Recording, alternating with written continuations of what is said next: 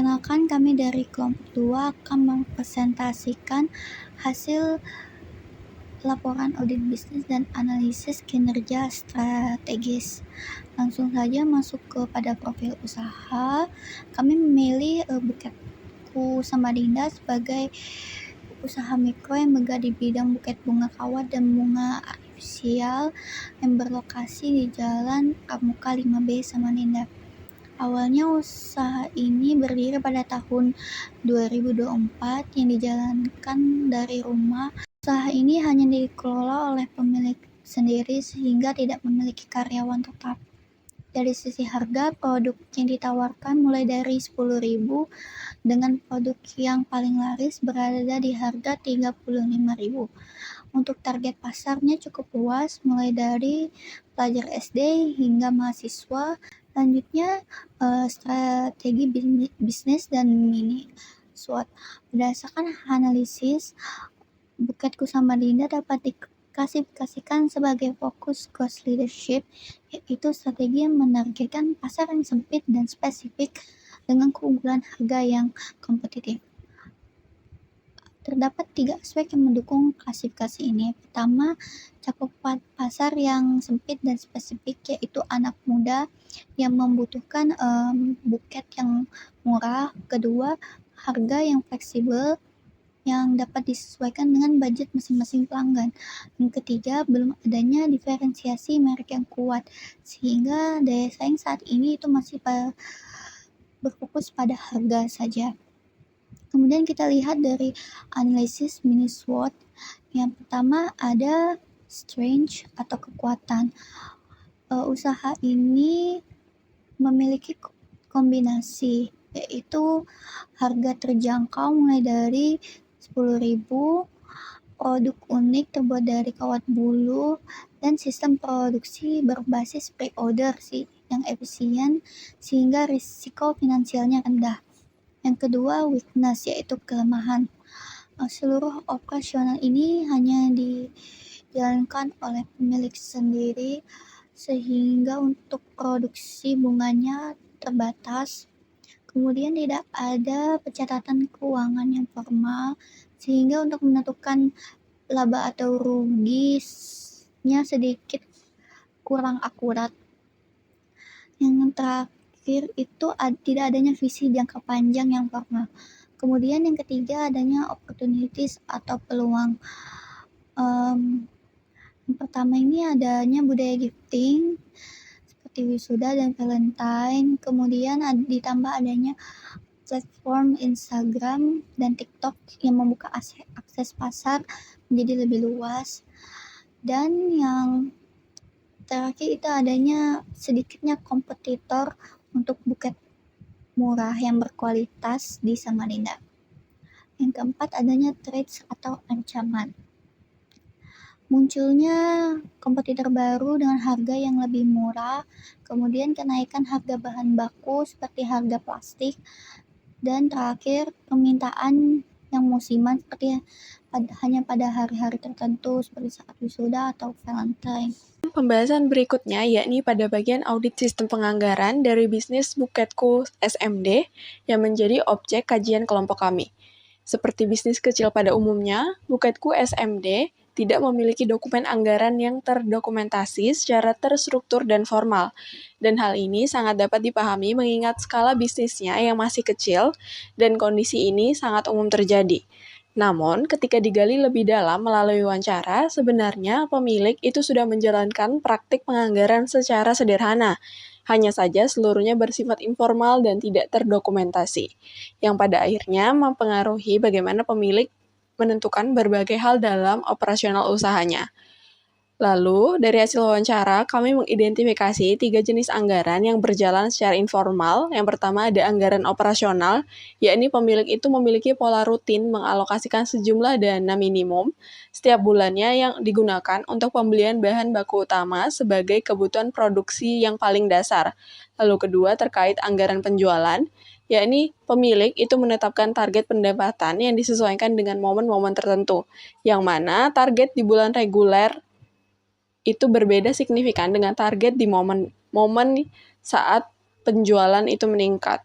seperti saat wisuda ataupun bulan Valentine.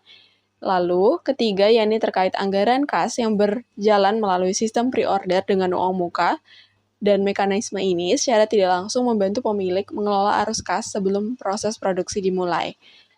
Lalu dari sisi tipe penyusunan anggaran, bisnis ini menggunakan pendekatan top-down. Jadi, seluruh keputusan anggaran itu ditentukan langsung oleh pemilik berdasarkan pengalaman dan intuisinya tanpa melibatkan analisis data yang terstruktur. Hal ini wajar mengingat bisnis ini dijalankan secara mandiri. Namun, memang konsekuensinya adalah tidak adanya data historis yang tertulis yang dapat dijadikan dasar proyeksi yang lebih objektif dan akurat.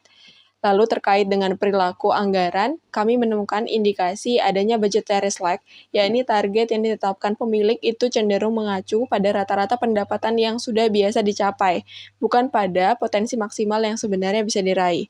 Sementara, untuk perilaku negatif lainnya, seperti gaming dan rashad effect, itu tidak ditemukan. Baik, selanjutnya saya akan menjelaskan mengenai analisis keuangan Buketku SMD untuk periode Februari hingga April 2026. Dari kelima laporan tersebut, kami melakukan analisis rasio untuk menilai kinerja keuangan usaha.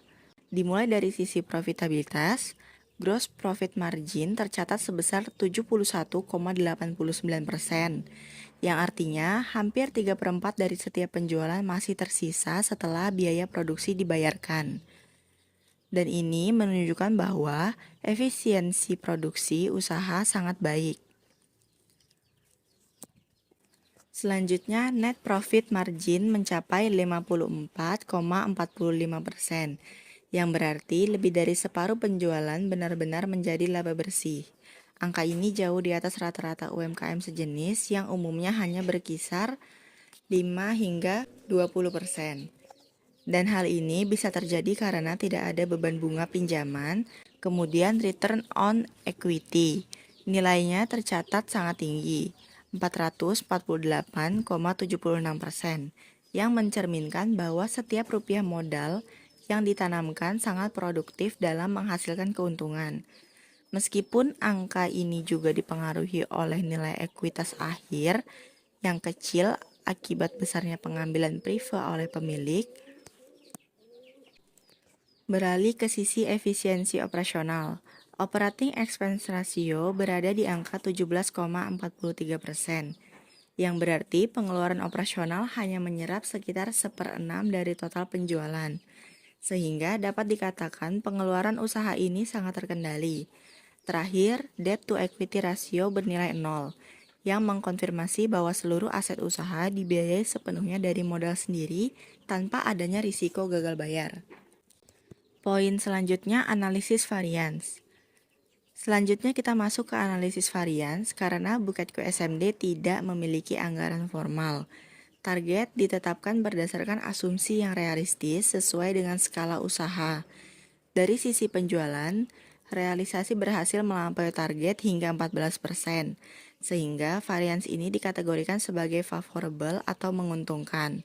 Sementara itu, dari sisi harga pokok penjualan, secara nominal realisasinya sedikit melebihi target, sehingga dikategorikan unfavorable. Namun yang perlu digarisbawahi adalah bahwa rasio HPP aktual terhadap penjualan hanya sebesar 28,11%. yang justru lebih rendah dari asumsi target sebesar 30%. Artinya, meskipun biaya produksi bertambah secara nominal, efisiensi produksinya justru lebih baik dari yang direncanakan. Baik, saya akan melanjutkan pembahasan pada dua materi terakhir dari kelompok kami, yaitu pengukuran kinerja holistik menggunakan pendekatan balance scorecard. Kami merancang 8 KPI berbasis format SMART yang mencakup keempat perspektif BSC. Dari finansial, net profit margin minimal 50% dan pertumbuhan omset 10% di bulan event. Dari pelanggan, repeat order minimal 30% dan 100% testimoni positif. Dari proses internal, on-time delivery 95% dan rasio HPP maksimal 30%. Dan dari perspektif pembelajaran yang sebelumnya kosong, minimal 1 varian produk baru per kuartal dan pertumbuhan followers 5% per bulan. Seluruh KPI ini saling terhubung secara kausal. Inovasi mendorong proses yang baik, Proses yang baik menghasilkan loyalitas pelanggan dan loyalitas bermuara pada kinerja finansial yang kuat. Selanjutnya kita beralih ke audit kompensasi. Struktur kompensasi Bucketku Samarinda saat ini sangat sederhana. Gaji owner dicatat sebagai beban produksi, tanpa bonus, tanpa alokasi reinvestasi. Yang paling kritis, hampir seluruh laba ditarik sebagai prefer sehingga akumulasi modal usaha menjadi sangat terbatas. Ketika dievaluasi terhadap strategi diferensiasi yang dijalankan, hasilnya mengkhawatirkan. Dari 4 elemen strategi, hanya efisiensi HPP yang secara tidak sengaja selaras. Itu pun karena kebiasaan personal bukan sistem yang mendorongnya. Kondisi ini melahirkan 3 disfungsi yang saling memperkuat, yakni short-termism, risk aversion berlebihan, dan absennya mekanisme reinvestasi yang bersama-sama membentuk perangkap pertumbuhan. Untuk keluar dari sana, kami mengusulkan 4 rekomendasi, yakni tetapkan gaji owner secara formal sebelum laba dihitung. Yang kedua, buat insentif berbasis KPI diferensiasi. Yang ketiga, alokasikan sebagian laba untuk reinvestasi sebelum prefer diambil. Dan yang terakhir, siapkan skema kompensasi berbasis kualitas jika kelak usaha ini membutuhkan karyawan. Bucketku Samarinda adalah usaha yang sehat secara operasional. Namun, tanpa sistem yang lebih terstruktur, potensinya akan terus terbatas. Rekomendasi yang kami usulkan bukan untuk memperumit, melainkan untuk memberi pemilik sebuah alat yang lebih baik agar usaha ini bisa bertransisi dari sekedar bertahan menjadi tumbuh secara berkelanjutan. Demikian pemaparan dari saya, terima kasih.